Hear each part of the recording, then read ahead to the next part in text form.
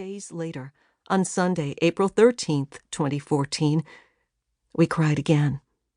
Because Bill and Reet were dead, and we realized that the Nazis weren't really gone after all. "I don't understand," Nico asked. "How could this happen?"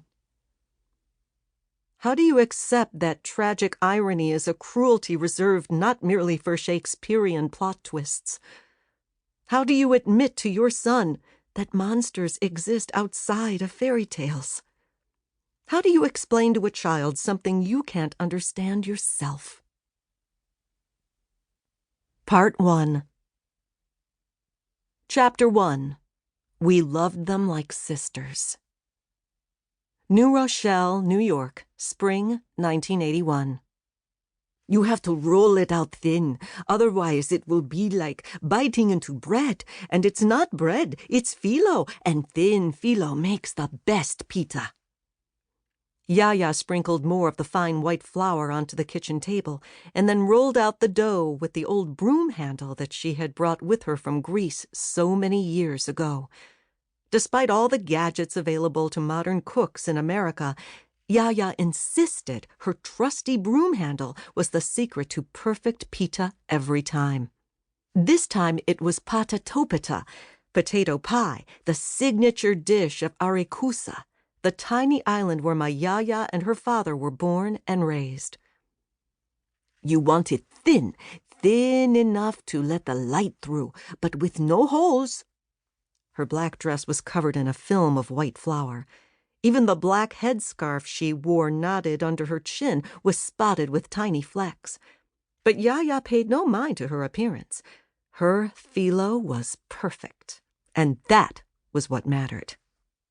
"See?" Her brown eyes crinkled as she smiled and held up the phyllo for my mother, Kiki, and me to inspect. The afternoon light filtered through the pale beige sheet. Not a single hole. Perfect. As my mother and Yaya examined and admired the dough, I stared out the window to the trees in the yard swaying in the summer breeze.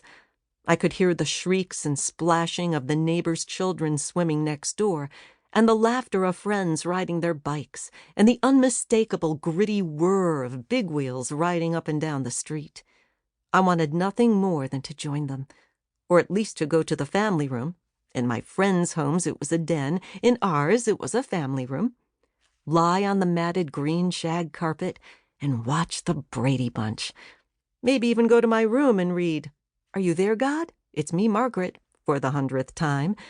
I wanted to be anywhere but there, sitting at that kitchen table, watching as my mother and grandmother made food my friends couldn't even pronounce. It was as if my mother could read my mind. "Yvette, you do the potatoes." She shoved a plate of cooled boiled potatoes in front of me before placing the sheet of phyllo into a large baking dish.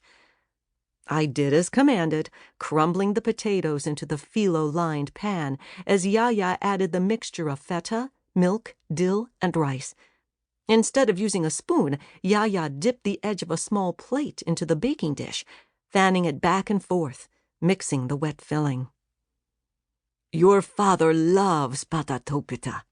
Yaya smiled at me as she folded the excess phyllo over the edge of the pan and brushed the dough with a beaten egg.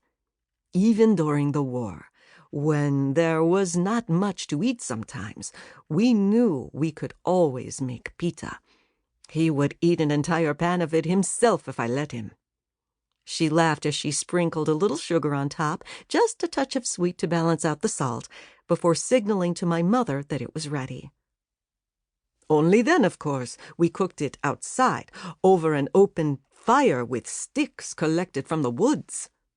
She closed her eyes and inhaled, as if she could smell the scent of burning twigs and smoke wafting on the evening breeze. "It must have been hard for you during the war, with your husband away and the Nazis on the island," my mother said as she placed the pita into the oven. "Oh, it was." Yaya shook her head as she waved her hand around and around into the air for emphasis. "It was hard, but thanks be to God and Saint Spiridon, we survived. We had our gardens and the sea so we could eat. We never starved. We learned to stay away from the Nazis."